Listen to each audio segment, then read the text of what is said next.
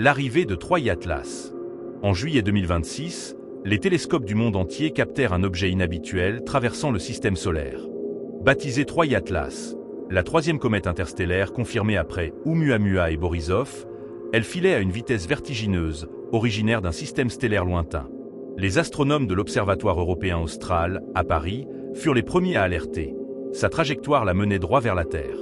Pas une collision frontale, mais une approche si rapprochée qu'elle frôlerait l'atmosphère, risquant de semer le chaos avec des fragments incandescents. La panique s'installa rapidement. Les gouvernements activèrent les protocoles d'urgence. À Paris, sous un ciel d'été étouffant, les rues se vidèrent tandis que les médias diffusaient en boucle des simulations apocalyptiques.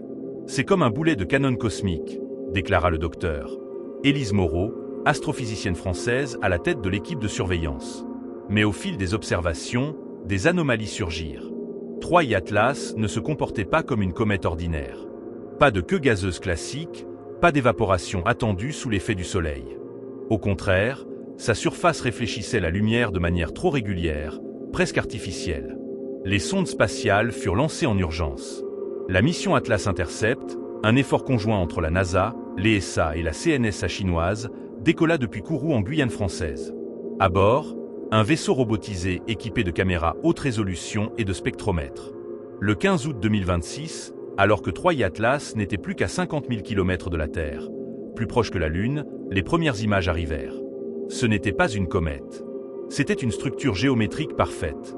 Un cylindre allongé de 2 km de long, recouvert d'une coque iridescente qui pulsait faiblement, comme si elle respirait.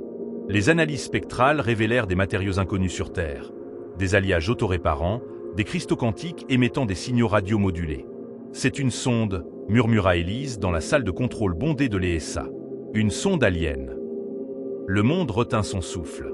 Les signaux décodés étaient complexes, des séquences mathématiques universelles. Le nombre pi, la constante de Planck, des équations de relativité, suivies de cartes stellaires pointant vers une étoile naine rouge à 40 années-lumière dans la constellation du Cygne. La sonde n'était pas agressive. Elle diffusait un message de paix, une archive de connaissances d'une civilisation disparue. Des schémas pour une énergie propre infinie, des remèdes contre des maladies incurables et des avertissements sur les dangers des trous noirs errants. Mais l'approche fut fatale. En frôlant l'atmosphère, la sonde se désintégra partiellement, projetant des fragments lumineux sur l'Europe et l'Afrique. L'un d'eux atterrit intact dans les Alpes françaises. Élise fut la première à l'atteindre, escortée par une équipe militaire. À l'intérieur du fragment, un hologramme s'activait, une silhouette humanoïde, translucide, aux yeux multiples. « Nous sommes les voyageurs d'Elyria », dit une voix synthétique en français parfait. « Notre monde a péri. Ceci est notre legs. Utilisez-le avec sagesse. » La Terre changea à jamais. Les Nations Unies sous la bannière d'une nouvelle ère spatiale. Troy Atlas n'était pas une menace, mais un cadeau du cosmos. Et dans le ciel nocturne, les étoiles semblaient soudain plus proches, invitant l'humanité à rejoindre les rangs des explorateurs interstellaires. L'impact imminent de Troy Atlas. Le 12 juillet 2026, à 3h17 précise, l'alerte rouge jaillit des écrans de l'Observatoire de Paris. Troy Atlas, cette comète interstellaire détectée 3 mois plus tôt, venait de dévier sa trajectoire. Plus une simple approche, une collision imminente avec la Terre dans 34 jours. Vitesse, 72 km par seconde. Masse estimée, 500 milliards de tonnes.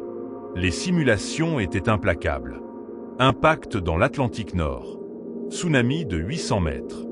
Extinction partielle. Le président français déclara l'état d'urgence mondial depuis l'Élysée, voix tremblante.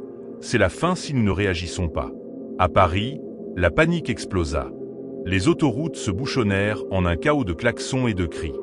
Des émeutes éclatèrent place de la Bastille, les vitrines volèrent en éclats. Élise Moreau, astrophysicienne de 38 ans, barricadée dans la salle de contrôle de l'ESA à Darmstadt, fixait les données. Attendez, sa vitesse ralentit. De 72 à 65 km par seconde. Ce n'est pas naturel. Hurlement dans la pièce. Les télescopes Hubble 2 et James Webb confirmaient. Troy Atlas émettait des impulsions électromagnétiques précises, comme un freinage contrôlé. Le 20 juillet, première anomalie mortelle. Un fragment détaché pulvérisa un satellite Starlink, provoquant une pluie de débris sur Tokyo. 10 morts. Les armées mondiales entrèrent en scène. La mission Atlas Intercept décolla en secret de Kourou, un vaisseau armé de missiles nucléaires et de sondes kamikazes. À bord, un équipage humain pour la première fois, Élise, sélectionné pour son expertise, et le colonel américain Jack Harlan, pilote d'élite. Si c'est une arme, on la neutralise, grognatait-il dans le cockpit. Le 10 août, à 100 000 km de la Terre, le contact. Les radars captèrent une structure, un cylindre noir mat, 2 km de long, gravé de symboles luminescents qui pulsaient en rythme cardiaque. Pas de glace, pas de gaz, une coque blindée, indestructible. Soudain, un rayon tracteur jaillit, aspirant le vaisseau intercept comme une toile d'araignée. Alarme hurlante. Élise plaqua sa main sur la vitre. « Regardez !» Elle nous scannait. À l'intérieur de la sonde, un vide absolu. Puis, activation. Les murs s'illuminèrent d'hologrammes terrifiants. Vision d'une planète en feu, Illyria, dévorée par son soleil rouge agonisant. Une voix résonna dans leur casque, en français et anglais simultanément. Intrus détecté. Protocole de survie engagé.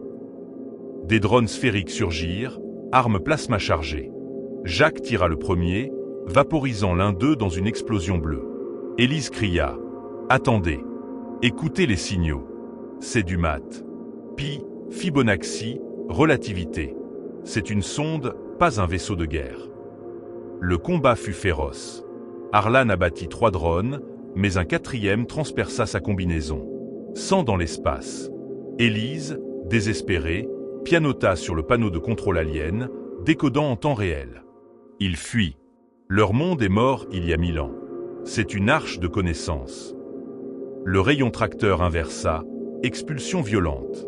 Le vaisseau intercept s'éloigna, endommagé, tandis que 3 Atlas plongeaient vers l'atmosphère. Le 15 août, 2h47.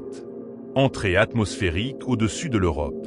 La sonde se disloqua en un feu d'artifice apocalyptique, fragments incandescents criblant le continent. Paris trembla sous les ondes de choc. Un morceau géant aux 500 mètres s'écrasa dans les Alpes, creusant un cratère fumant. Élise, rescapée, parachutée en urgence, courut vers les débris, escortée par des commandos. Au cœur du fragment, l'hologramme final, une entité aux yeux stellaires. Nous sommes les Illyriens. Notre legs, l'énergie 0 point, la guérison quantique. Mais attention, d'autres suivent. Les chasseurs. La Terre survécut, mais changée. Les secrets de 3 Atlas propulsèrent l'humanité vers les étoiles. Pourtant, dans les observatoires, on scrutait déjà l'horizon, une nouvelle signature approchait. Plus rapide, plus sombre. Les chasseurs venaient réclamer leur dû. Et Élise, cicatrice au visage, murmura dans la nuit, ce n'était que le début.